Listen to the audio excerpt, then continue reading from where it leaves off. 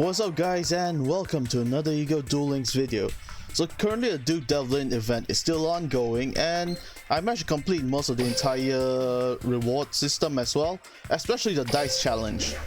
So the dice challenge includes getting the skill to get Orgoth, an event sleeve, game mat, as well as an event completion icon for the dice challenge. And not to mention, I managed to make it pretty far, up to 3.6 mil, and I'm just a bit away from getting my 4th copy of Malevolent Mac Goku EN. So let's get right to this part of the entire reward system anyways. So here are the cards. I managed to obtain a lot of copies of Orgoth the Relentless throughout the event, including the prismatic copy that was presented inside the cumulative reward system. And also the sleeves and game mats were the ones shown here were obtained from the previous event, which I've already obtained, and they are now being replaced as gems, I think. Not to mention, I managed to get 3 copies of Malevolent Mac Goku EN as well, but I'm not gonna trade it in using the EX jewels to get a prismatic copy, because that's not actually quite worth it, to be honest, in the long term, because getting a prismatic copy of a certain card isn't actually gonna do anything special.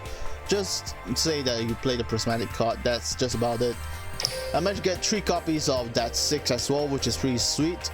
A lot of the copies of BS Big Core MK2, and also Ambitious Gopher 12 copies, which I do not want to look. Let's look at something else. That's pretty creepy, to be honest.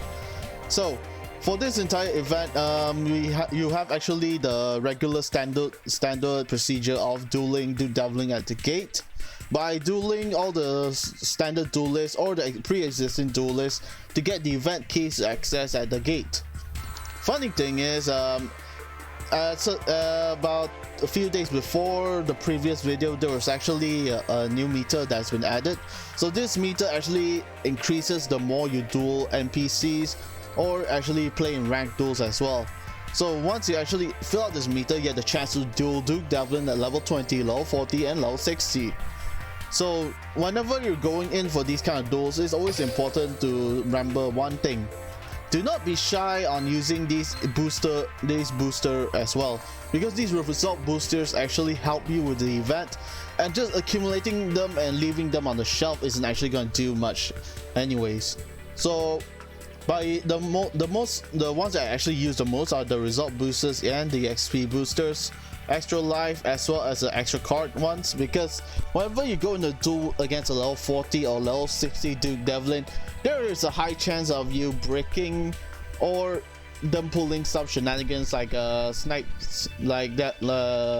scout sniper, where they actually just roll dice and destroy a card on the field, which is actually pretty dangerous if you have no countermeasures. Not to mention, they can discard any amount of cards they want and to just roll dice and to nuke your field. So saving up your EX jewels as well to get the skill tree is also a good investment as well. But also, if you want, you can actually go for a copy of Orgoth if you have yet to obtain one. And I just used my EX jewels to obtain that 6 as well, which is actually better than exchanging it for a glossy than a prismatic Malevolent Goku EN.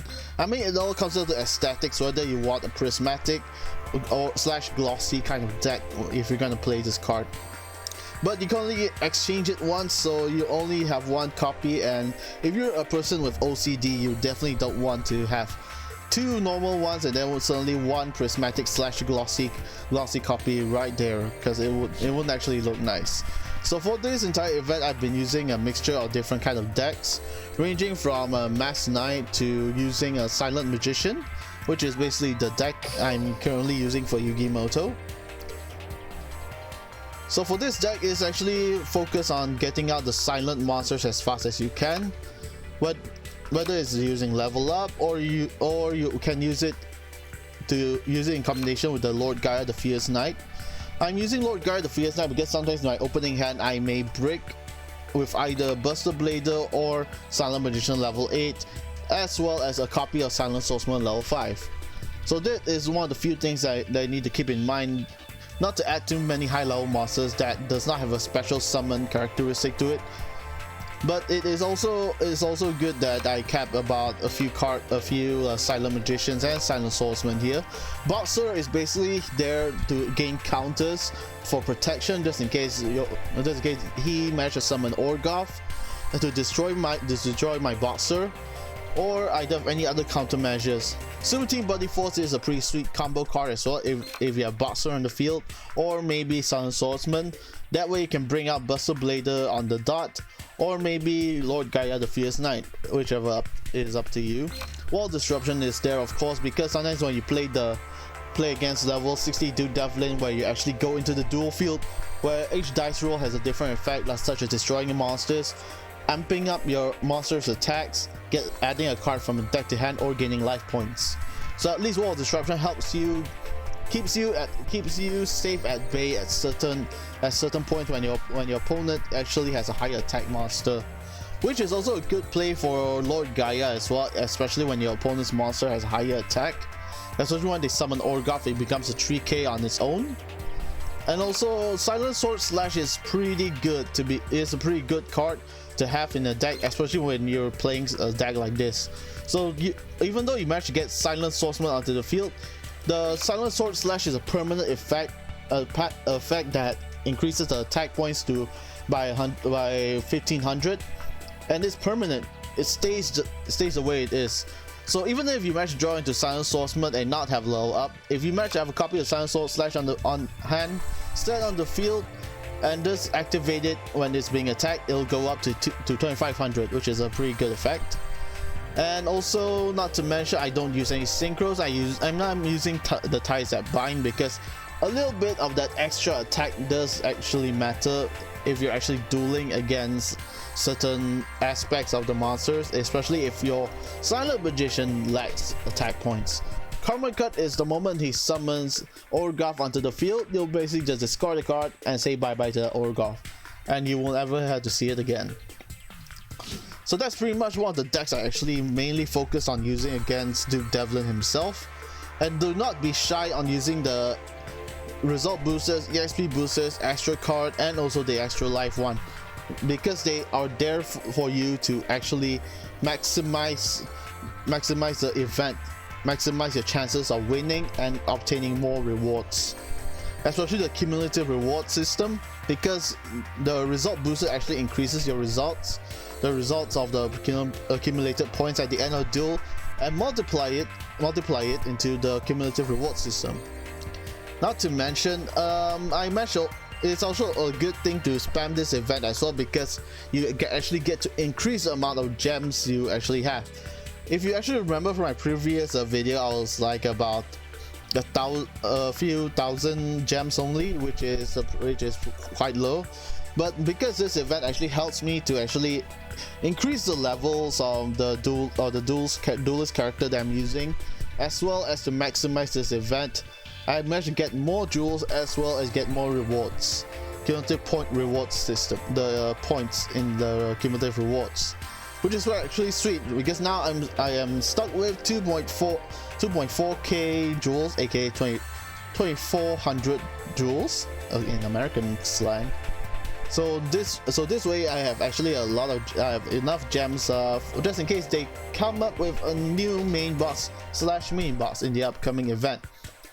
This event ends on the 29th of July, so until that we still have a few more days before.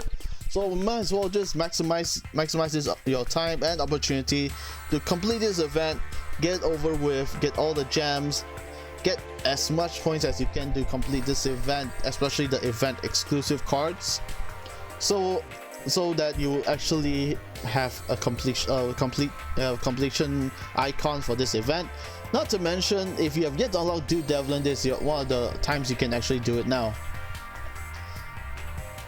And aside from that, let's see, the Forbidden Unlimited list update is here as well, and I'm not gonna check it out because it's gonna go into play on 6th of August. Okay, Oh, and this is actually better because DD Castle Supreme King Rises. For those of you who do not watch the Yu-Gi-Oh anime or know little about it, the Supreme King is actually the alter counterpart of Jaden Yuki, who's actually like a villain. He finally uses evil heroes, which is actually like a sub-archetype of the elemental heroes, but he only can summon using dark fusion instead of the regular polymerization.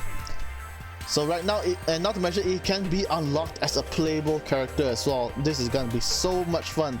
That means we have YuGiOh GX will be the only dual world inside this game to have 3 variations of one character. We have the Jaden Yuki, the original one, Jaden when he's fused with Yubel, and now we get to get the Supreme King himself. This is gonna be very, very sweet. I actually look forward to this event as well because we get to get the alternate art of the elemental heroes like Burstinatrix, Avian, Sparkman, and hopefully Clayman, because Clayman was not officially released in the TCG/OCG, but we managed to see it in the anime with an alternate art. Not to mention the Dark Fusions, Malicious Bane or Malicious Edge. I'm actually looking forward to this event, to be honest. So that's pretty much the update for YuGiOh Duel Links, and I hope that you managed to partake in this event and look forward to this upcoming DD Castle event as well. Although this DD Castle event is gonna be Duel Links level by level, but I'll explain that when the time comes, alright? Until then, stay safe, keep your hands clean, but most important of all, keep dueling. Goodbye.